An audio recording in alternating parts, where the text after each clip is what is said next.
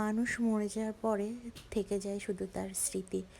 কী নিয়ম, সবাইকে একদিন চলে যেতে হবে, কেউ এই দুনিয়ায় চিরস্থায়ী নয়, সবাই ক্ষণস্থায়ী।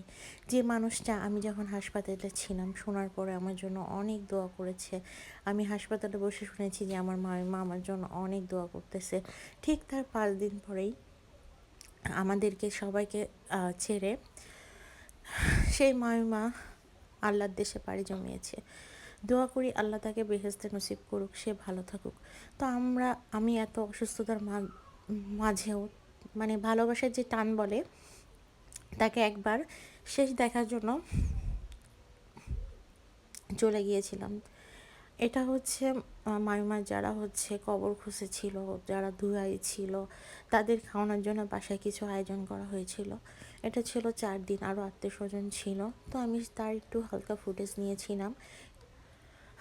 আসলে এই বাসাটা এখন অনেক মানে ফাঁকা। এদিকে রান্নার জন্য আয়োজন করা হয়েছিল, ডিম ভুনা করা হয়েছিল, ডাল চর্বি করা হয়েছিল, আর গরুর মাংস, সাদা ভাত, এগুলো সবার মানে খাওয়ানোর জন্য আয়োজন করা হয়েছিল।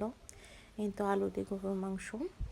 তো আজকে যদি মামিমা বেঁচে থাকতো অনেক খুশি হতো, তার বাসার লোকজন ভরা, সে মেহমান দেখলে অনেক খুশি। আর তারা মূলত আমার ভাইয়ার শ্বশুরবাড়ির লোকরা অতিথি আপ্যায়নে সেরা। সব কিছুই আছে, শুধু সেই মানুষটা নাই। এত বছর যতবার গিয়েছি মানুষটাকে পেয়েছি, এরপরে যখন হয়তো যাব সেই মুরব্বিগুলোকে পাবো না। বাসা ভরতে অনেক ফল গাছ, কী গাছ নাই যে ওই বাসাতে নাই।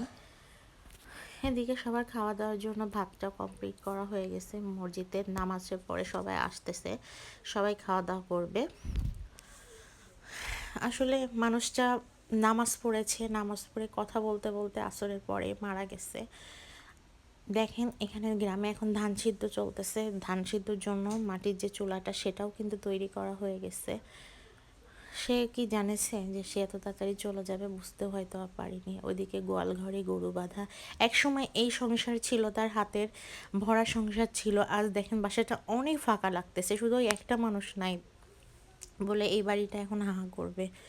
দোয়া করি আল্লাহ আমাদের মামাকে জান্নাতিবাসী করুক। সবাই আছে, শুধু সেই মানুষটা নাই। আর আমাদের তাওই সাহেব অনেক অসুস্থ, সবাই তার জন্য দোয়া করবেন। আমরা যশোরের মানুষ, ভাইয়ার মানে ভাই বা বোনের শ্বশুর শাশুড়িকে মায়ের মা আর তাওই সাহেব বলি। আপনাদের ওখানে কে কী বলেন সেটা একটু কমেন্টে জানাবেন। তো আমি চলে আসার দিনে এই ভিডিওটা করেছিলাম। মানে আমার কাছে কেন একটা খারাপ লাগছিল যে আমি 5 মাস আগে আসছিলাম এই বাড়িতে, তখন বিয়ের উৎসব ছিল। সবার সাথে মাও নিজেকে অসুস্থ ছিল, তারপরেও নিজে ভালো থাকার, সবার সাথে